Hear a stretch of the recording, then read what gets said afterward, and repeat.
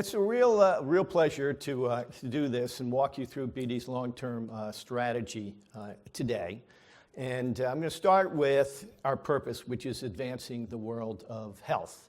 And as I go through this, you're going to see that this presentation doesn't follow the pattern of the previous two presentations at all. But hopefully it's meaningful for you as it's meaningful for us, the people that work at BD. And I've tried to follow more of an ESG format. So you're going to see a little different presentation from me today than you normally would if you're going to our investor presentations. Of course, we've got our safe harbor.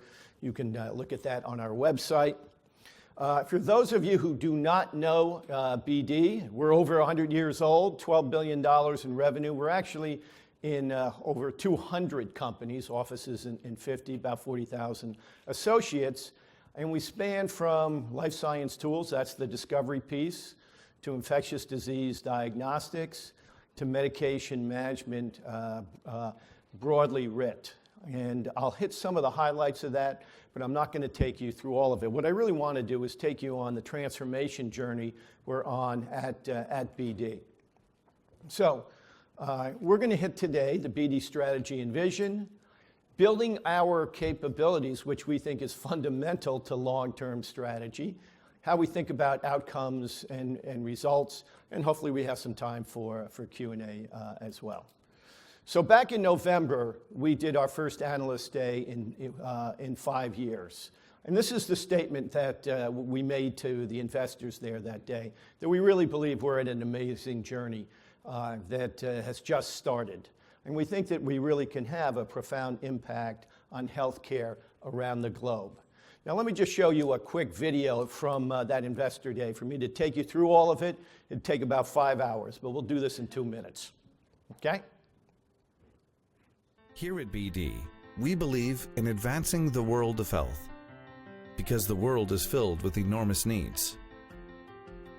It's a world where infections kill, where healthcare-associated infections are one of the most frequent adverse events in healthcare, and where the cost of healthcare-associated infections is utterly unsustainable. At BD, we believe there are far better ways to detect and protect against not just healthcare-associated infections, but against all diseases. In this world, there are hundreds of millions of people with diabetes. We all know at least one. And the chronic nature of diabetes care has a massive impact on medical costs. But we believe in new and better solutions to reduce the complexities of care and the burdens on patients and caregivers alike. Out there, the impact of medication errors continues to plague our global healthcare system. The cost is high, and the human impact is higher, with needlessly prolonged hospitalizations and far too many deaths. But we believe in systems and technologies that will help to virtually eliminate medication errors as we know them today. All around us, the impact of cancer is felt in far too many lives and families. And the challenge to the healthcare community is steep. But we believe in human resilience and the power of immunotherapy solutions that today are doubling survival rates in numerous types of cancers. We also believe that what we're doing is absolutely working. The fact that we have a piece of equipment that is going to provide better quality for our patients and to be able to get faster results for our physicians to get that information off to our patients and their families, something that's incredibly important to us. We've been able to look at our reported medication errors, and we saw a 40% decrease in wrong patient, wrong drug errors. Actually take a person's cells, re-engineer them so they could fight off disease, and then return them to the body. And to be able to do that absolutely perfectly every time in a completely sterile environment. BD Diabetes Care is making a real difference. We need innovation in diabetes, and BD is delivering it. We believe the world is telling us why they need BD. We also believe we're at the start of an amazing journey. A journey where BD will make a profound difference for our customers and in the millions of lives they serve around the world. Never in our history have we been better positioned to fulfill the promise. Never have we been more excited to give our all to advancing the world of health. So as you can see from that video, that we see that there are major issues that need to be solved that intersect with BD. But let me just back up for 1 second and take this up a level. And the basic problem in healthcare around the globe is it's not sustainable. And you really have 4 elements that you have to manage. Increasing access, you've got to improve outcomes, you've got to have better clinical outcomes, you've got to take your costs down, and everything's got to be safe at the same time. So that's how we start our thinking. And then we look for those areas, and you heard them in the video, that intersect with the capabilities at BD, where we can play a major role. And the video just walked you through them, but and you can see diabetes up there. Cancer, we make equipment for diagnosing leukemia and lymphoma. We're a major player in infectious disease. And just mentioning all the way over on the end, AMR, which is antimicrobial resistance, which is a huge emerging problem. World Health Organization is now saying that if left the way things are, we would, by 2060, you could see 10 million deaths a year. So major, major problem. We think we can play a role in solving that. So we've been on a journey transforming the company with those sorts of things in mind over the last 5 years. And if I start from the bottom of the slide, you don't need to know all the details. But we said if we're going to attack these problems, that we have to change our innovation system, and we have to change all the elements of the innovation system. We have great core products. We have to do more, number one. Number two, we have to look at our global footprint, optimize that footprint, because we saw tremendous opportunities around the globe, especially in emerging markets, and we started investing heavily there. With that in mind, we knew that we needed a new set of commercial capabilities, both strategic marketing and commercial excellence, as we changed the core of our strategy from these really good, I'll call them anchor products, that we were adding features to a series of solutions that are going to contribute to sustainable healthcare. To accelerate that entire strategy, we created a new M&A strategy. We did 6 small plug-ins, built up our capability, and then ultimately we did a large transformative deal, which was, of course, CareFusion about 2 years ago now, which tremendously accelerated our progress on creating these solutions. And I'll explain that to you in a little bit. Back in November, when we talked to the investor community, we said, looking at the broadest pipeline we've ever had in the history of the company, that we think over the next few years that our revenue growth can be 5+. We're slightly under 5 right now, and earnings growth on a sustainable basis will be 10+. We're also in a good shape from a cash flow standpoint. And as we look forward, we're going to have about $11 billion over the next few years. You see 2016 to 2019 up there on the slide. And that with us getting down to the leverage, the target that we had when we did the CareFusion deal, which is 3 times gross leverage, that's going to happen next month.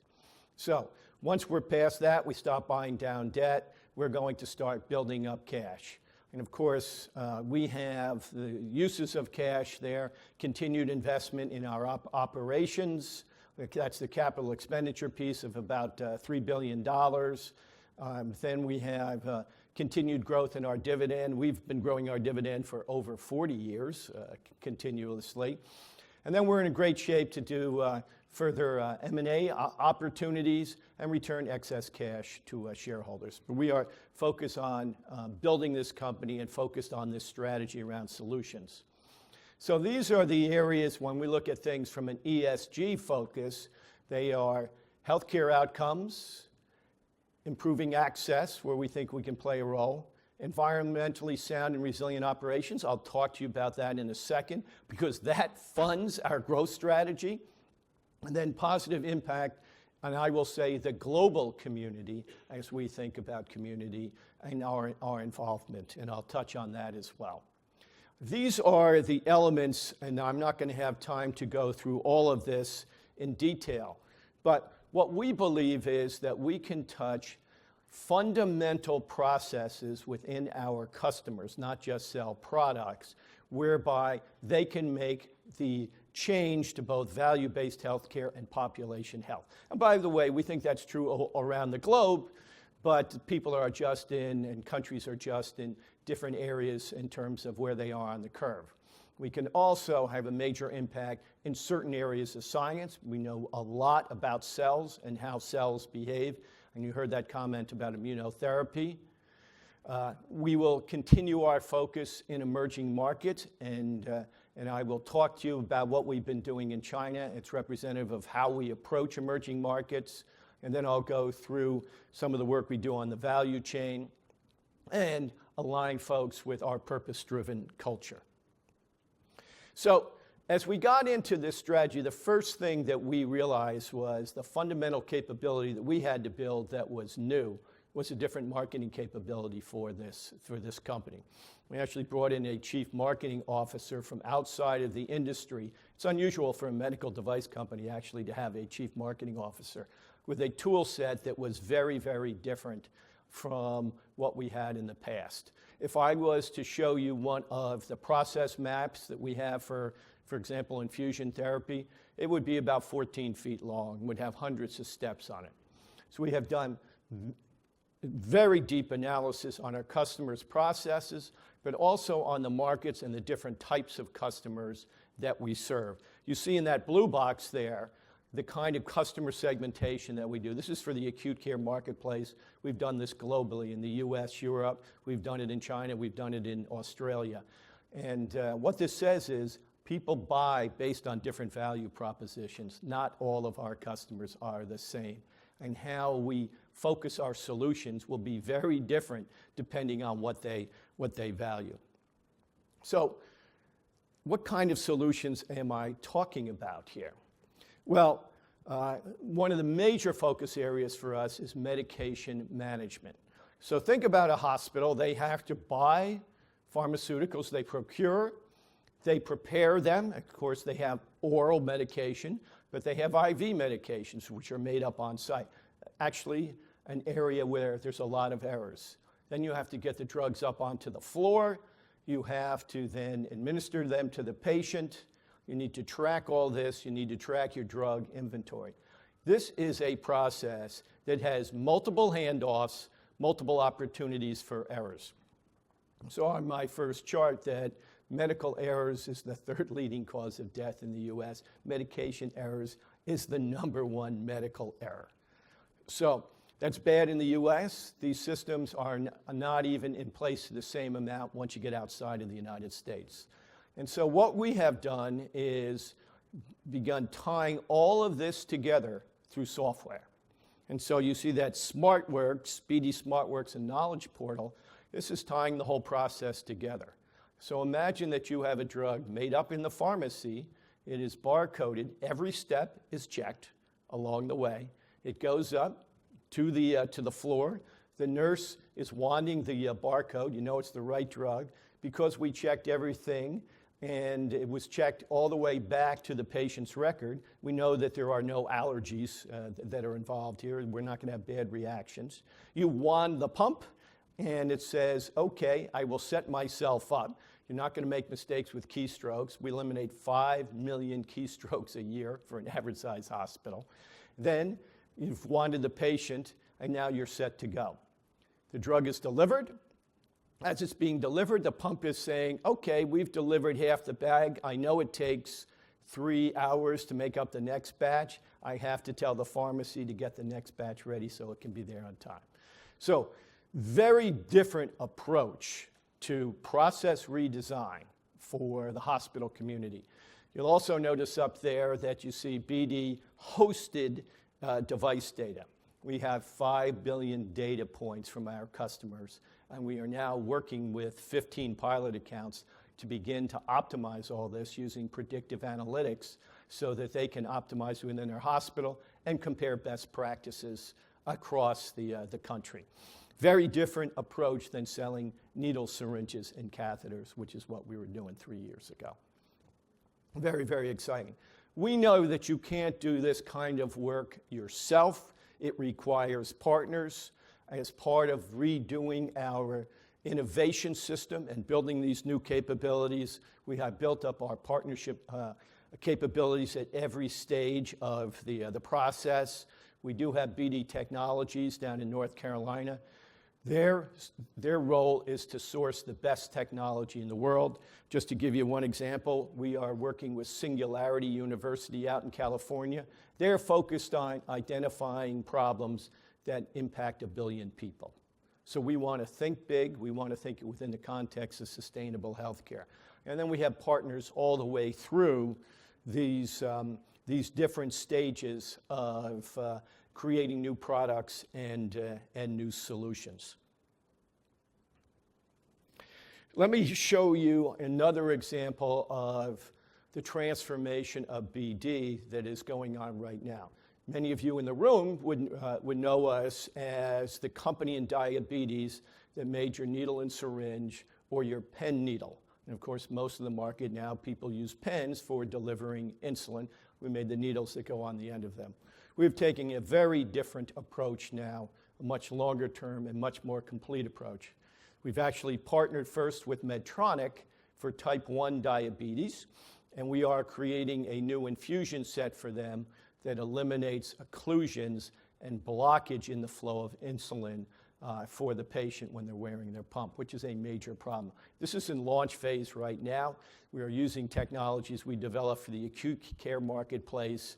We're very excited about this. This was done in partnership with the JDRF. That was our first step in broadening our vision in diabetes care. The other two products that you see, the type 2 patch pen and the smart pen needle, are focused more on type 2 diabetics, so adult onset diabetes. And what we will launch in 2019 first is going to be a very low-cost, flexible patch pump, wearable for multiple days, that will not only deliver the drug, but will also keep track of the amount of insulin that is being given. Nobody does that these days. In addition, we have a product for the pen users, and lots of people, a huge number of people, use pens, and they take multiple daily injections. This will be a smart device that will fit on anybody's pen. It will track the amount of insulin given, a major hole in medication management for diabetes. All of this will be tied together with an app, and in fact, we will be introducing an integrated diabetes care app next month that is our first informatics app in this space. So a very different approach, understanding that if this is going to become under control, it's going to take a whole new tool set that enables not just the individual, but the caregivers, whether that's family or the integrated delivery network that they're working with. So these are the kind of solutions that we've been working on. There are more across the entire portfolio that I could walk you through. I chose these two for today. So when we think about ESG and the mission here at CCP, we think about shared value more than philanthropy. We find philanthropy is foundational, and certainly one has to start there. And then we think about corporate social responsibility in the vein of an extension of philanthropy, but with the idea in the long run, maybe that is building a business proposition. But where we've really focused our efforts over the last, I would say, 15, 16 years, has been really on shared value. We didn't call it shared value at the time, but it really has been about how do we attack problems that society is not aligned to, but if we can build the right coalition, then we can create a business model that is actually sustainable. And our first area in doing that was in needle stick safety, and that got up to about 25% of BD sales when we were about $8 billion in sales, still an important growth driver. But that taught us a lot, and we think about capability building as we look at these kind of opportunities. And so to look for those opportunities within healthcare, we actually do start with the Sustainable Development Goals.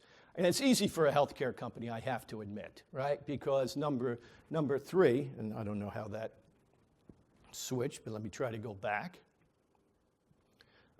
Number 3, of course, is good health and well-being, and it's very easy for me to line up a whole series of our strategies that match up with that. But other elements of our strategy, of course, I'm not touching anything, this thing is moving, but it's magic, do line up with the other elements. And of course, climate action, affordable and clean energy, those sorts of things, which I'll talk about in a minute, have a major impact in how we work around the world and in our efficiency strategies. So what I wanted to show you, with that kind of mindset, going back about 6-7 years ago, Gary Cohen, who runs, not the one from Goldman Sachs, the one who works for me, who runs global health, he created this approach to shared value in emerging markets. The traditional market piece is up on the top. You go hire a salesperson, you hire a distributor, and you start selling. Well, we started the other way around, and we build out government affairs, because our customers are governments in these marketplaces, and we started to build out policy capabilities. And it was, what is your major healthcare problem, and where can BD help? And then, can we create a group that will get critical mass to attack this problem? And that has been the core of our strategy in emerging markets for about 6 or 7 years. And then once we've got that in place and we can partner with the government, we can build programs behind that actually improves healthcare within those countries. This has been a very successful strategy for us. As you can see, from 2011 to 2015, it added $500 million to our growth, and we grew in low double digits in those marketplaces. We think it's going to add another $500 million as we go forward up to 2019. And we think we're going to be in the high single digits, because the business has gotten quite big at this point in time. So let me give you an example of how we do this. And this is a very real and current example that started quite a while ago. But we partnered with the Chinese government back in 2007 to improve infusion therapy and infection prevention. Infection rates in Chinese hospitals at that time, about 10 times US rates, so a major significant issues. And by the way, they do more infusions per patient than any place in the world. But in terms of how that was done, major room for improvement. So we partnered with the Chinese government, and we created a program with regional centers of excellence that became train the trainers for nurses across China. Since that time, we have trained 700,000 nurses across China. That is the core of what we're now using in terms of that practice to build out the Care Fusion products that will expand what we're doing beyond core infusion therapy, more on the infection prevention side, and then into pharmacy management and other things. We're right in the middle of registering over 160 products, and we're very excited about this opportunity. But fundamentally, it's about building a capability, a partnership capability that impacts things that are extremely important and leaves the healthcare system in a better place, in a much more sustainable place. The next one that I wanted to mention to you, which is a similar approach, is the Odon device. Now, this started a few years ago. The WHO, in terms of focusing on maternal and child health, ran a contest. And the contest was, can you come up with a life-saving device for mothers and children? And actually, a car mechanic in Argentina came up with this device, and his name is Odon. That's why it's called the Odon device.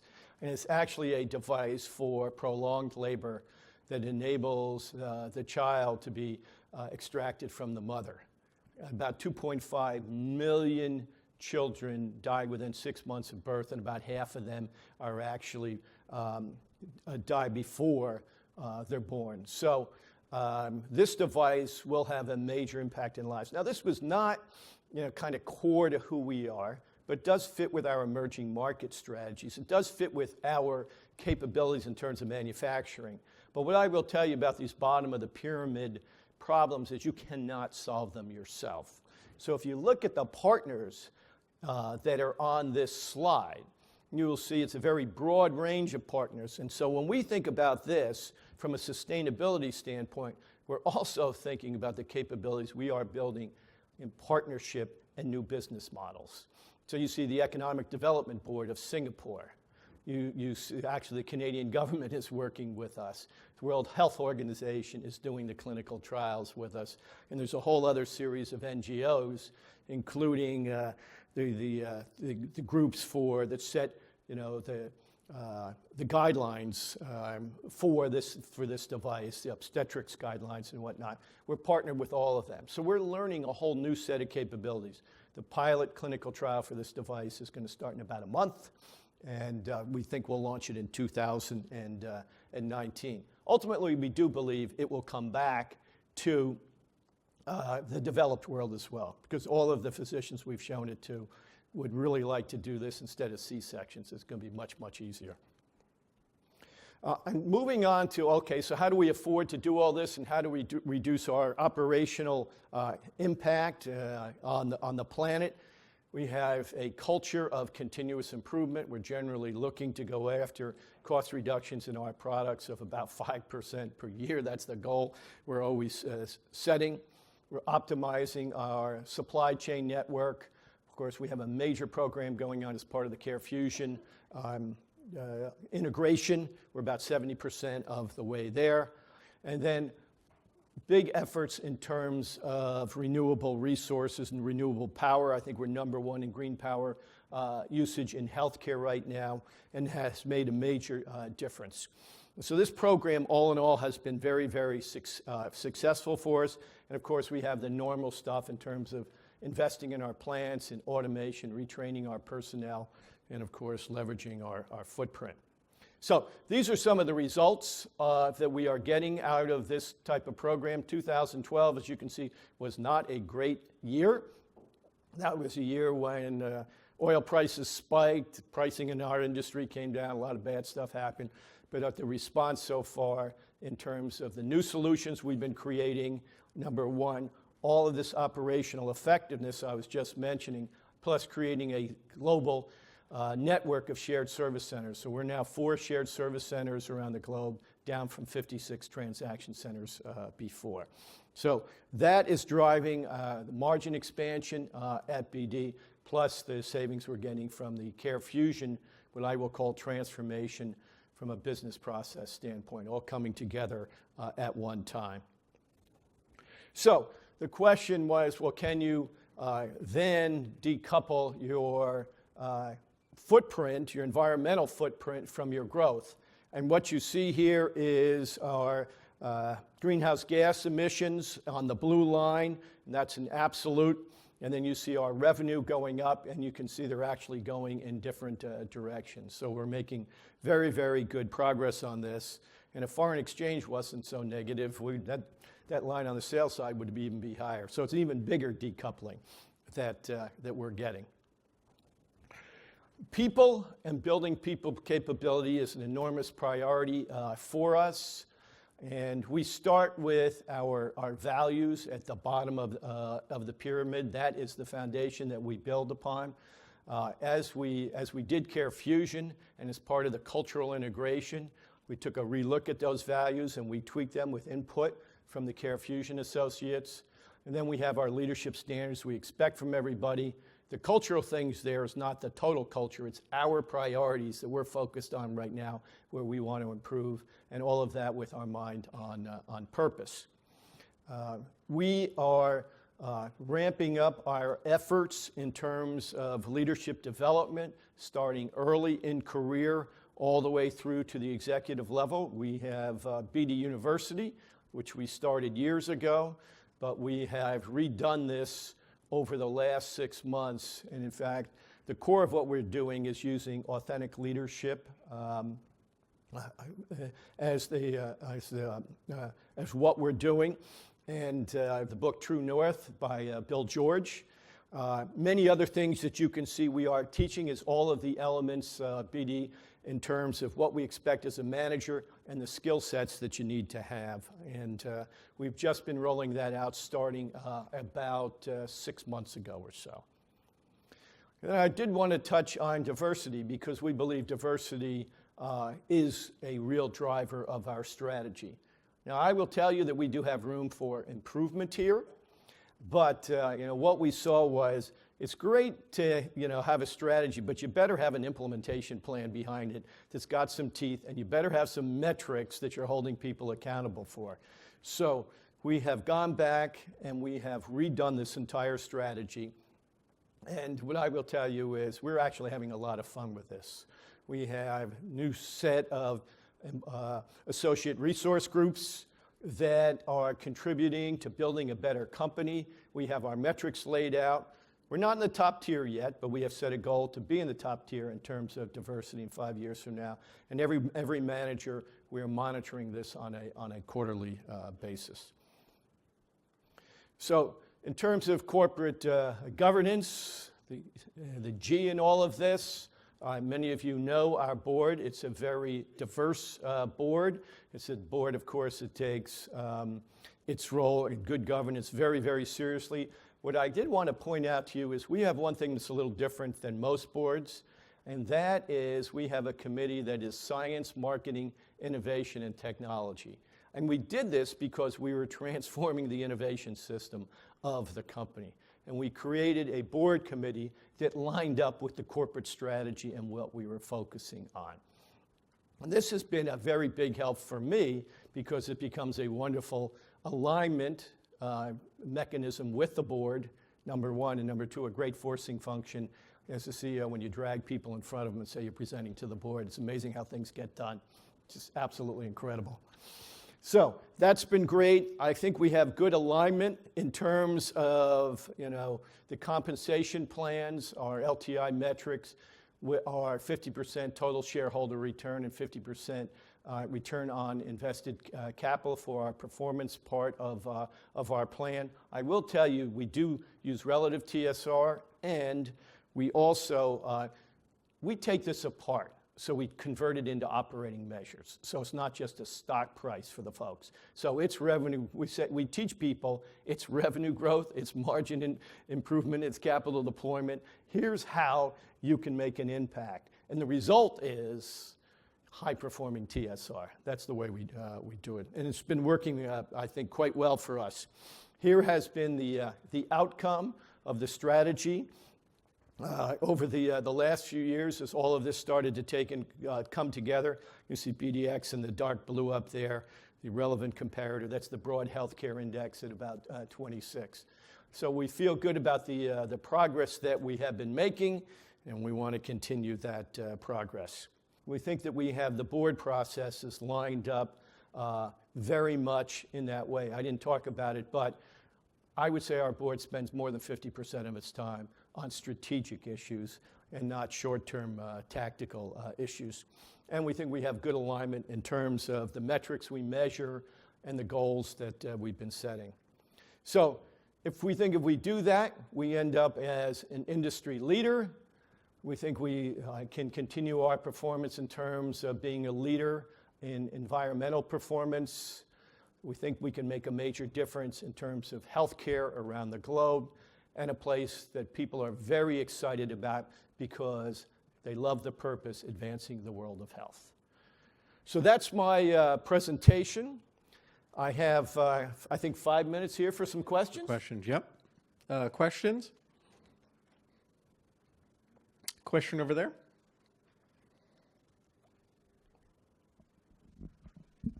Hello, Michael Kashani, Goldman Sachs Asset Management. If you were the one rewriting the ACA, what changes would you make both in respect to quality, improving quality, or taking costs out of the system, and what one or two things you believe needs to remain? Well, it's interesting you asked that question. First off, I find it amazing that all of the conversation is how you pay for it and not about the quality in the system and the cost in the system.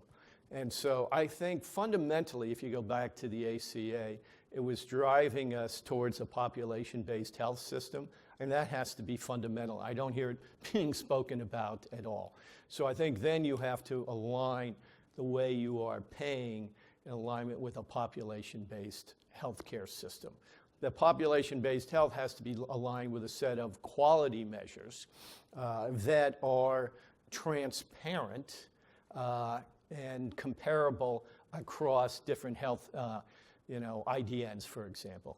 Those would be the first two things. And the third thing I would tell you is that you have to have continuity of care across the entire ecosystem. So the hospital care to the home care.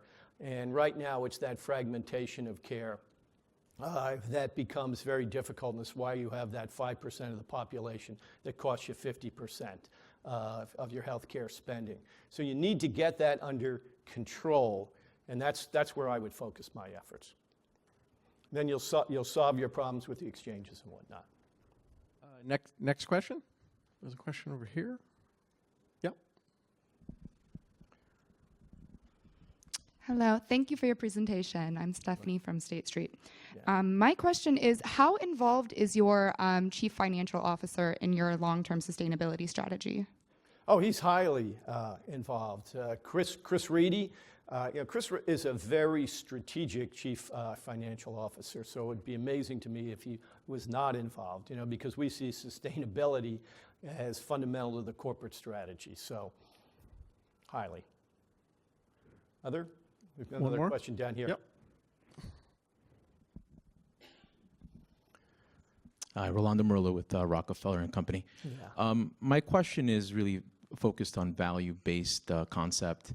Seems like you're hearing this concept talked about more and more. I'm curious how that impacts your business strategy longer term, given that there's a focus on outcomes versus volume. The way we look at that is that we are helping our customers re-engineer their care processes so that they can do that effectively. And so when you think about what I showed to you, I showed you a medication management system.